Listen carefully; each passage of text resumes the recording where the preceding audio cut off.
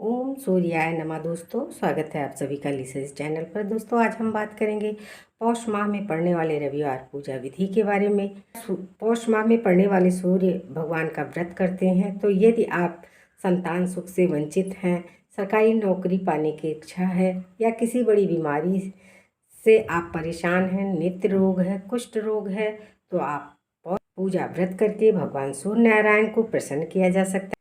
भगवान सूर्यदेव संसार की आत्मा है। भगवान सूर्यदेव एक ऐसे देवता है जो उनको हम प्रत्यक्ष हर रोज देखते हैं और महसूस करते हैं।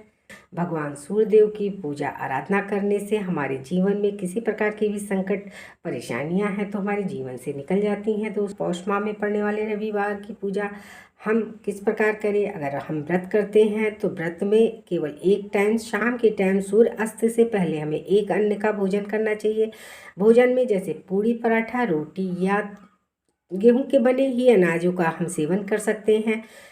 चावल के बने हुए अनाज का सेवन नहीं कर सकते हैं। मीठे के साथ दूध, दही, गुड़, रबड़ी, मिठाई के साथ साथ ही आप सूर्य अस्त से पहले ही आपको भोजन कर लेना है। सूर्य अस्त के बाद जल भी ग्रहण नहीं करना है।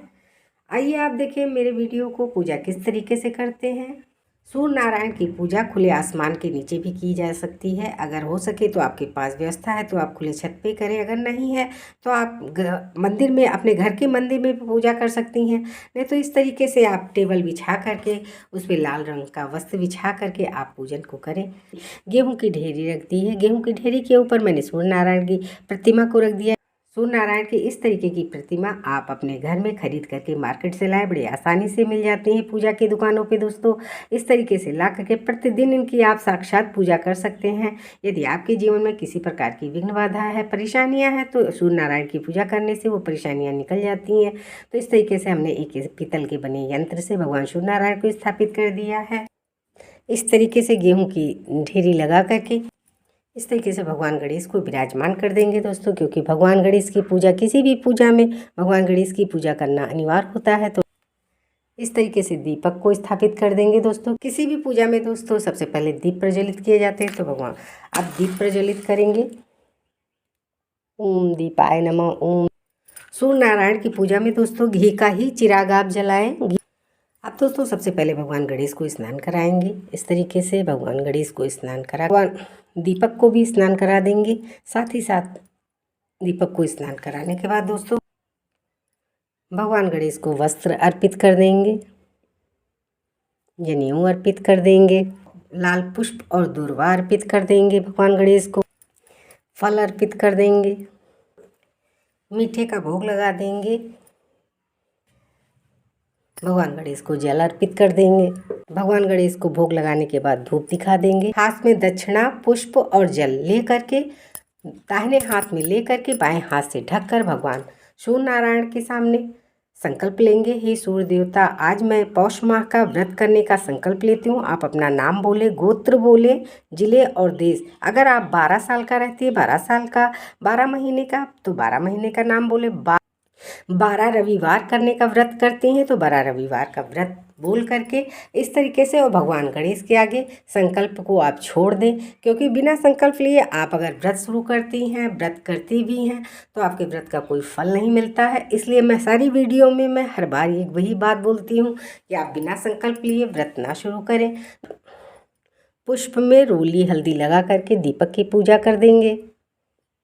दीप पूजा करने के बाद अब भगवान सूर्य नारायण को जल अर्पित करेंगे। सूर्य नारायण को स्नान कराने वाले जल में आप इत्र मिला लें, गंगा जल मिला लें, तब भगवान सूर्य नारायण को स्नान कराएं। इस तरीके से ओम सूर्याय नमः, ओम घृणी सूर्याय नमः मंत्रों का निरंतर आप जाप करते रहें। सूर्य नारायण को स्नान कराने के बाद अब वस्त्र अर्पित करेंगे। वस्त्रों पर आप कलावा अर्पित कर दें। इस तरीके की प्रतिमा है तो आप भगवान सूर्य नारायण को जनेऊ अर्पित कर दें। इस तरीके से देखिए दोस्तों, भगवान सूर्य नारायण को आग का पुष्प बेहद प्रिय है। क्योंकि अगर आपकी कुंडली में सूर्य कमज़ोर है तो आग के मदार की डालों से आप हवन करें तो आपके सूर्य मजबूत हो जाएंगे। भगवान सूर्य नारायण को आग का पुष्प अर्पित करेंगे। दोस्तों भगवान सूर्य नारायण को लाल पुष्प अर्पित कर देंगे। भगवान सूर्य नारायण को लाल पुष्प बेहद प्रिय है, तो लाल पुष्प अर्पित कर देंगे। भगवान सूर्यदेव को फल अर्पित कर देंगे। भगवान सूर्य नारायण को रोली कुमकुम लगाएंगे। दोस्तों भगवान सूर्य नारायण को गुड़ की बनी चीज़ों का भी आप भोग लगा सकते हैं। तो इस तरीके से गुड़ का भोग लगा दें। घर में जो आप प्रसाद बनाएं उसका भी शाम के टाइम गौ माता के लिए निकालें भोग अर्पित करने के बाद जल ग्रहण करा देंगे भगवान को। इस तरीके से जल अर्पित कर देंगे। भगवान सूर्य नारायण को धूप दीप दिखा देंगे। दोस्तों तो यदि आप व्रत करती हैं तो आदित्य हृदय स्रोत का पाठ जरूर करें, क्योंकि भगवान सूर्य नारायण की आरती भी दी हुई है। देखें इस तरीके से आप सूर्य नारायण की आरती करें। पूजा व्रत करने के बाद, आरती करने के बाद दोस्तों ये बहुत आसान तरीके से है। अगर आपकी कुंडली में, आपके गृहस्थ जीवन में आपको किसी प्रकार की परेशानियां, आप भगवान सूर्य नारायण को अर्घ्य किस प्रकार देंगे? लोटे में गंगा जल इत्र, तांबे के ही लोटे में भगवान सूर्य नारायण को जल दिए जाते हैं, क्योंकि लाल चीज़ें भगवान सूर्य नारायण को बेहद प्रिय है। गुड़, रोली, केसर, काला तिल, चावल, हल्दी, ये समी पत्र है। दोस्तों अगर आप काला तिल डालते हैं तो आपकी शनि की किसी प्रकार की पीड़ा उठा रहे हैं तो आपकी कुंडली से, आपके जीवन से शनि की पीड़ा हट जाएगी।